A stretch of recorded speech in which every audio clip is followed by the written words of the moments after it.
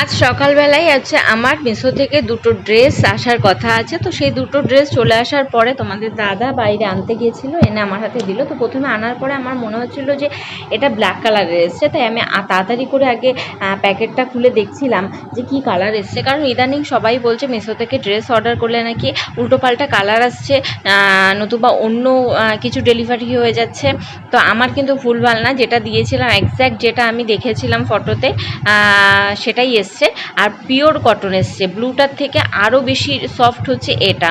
এই দুটো মানে কাপড়ের কোয়ালিটি বরাবরই মিশোর কাপড়ের কোয়ালিটি খুব ভালো হয়। তো পরার পরে দেখছিলাম, দেখো পুরো একদম ফিটিংস হয়ে গেছে। আমি যেহেতু মিডিয়াম সাইজ দিয়েছিলাম তাই আর আমার একটু খাপাতে হবে না কিংবা মারতে হবে না।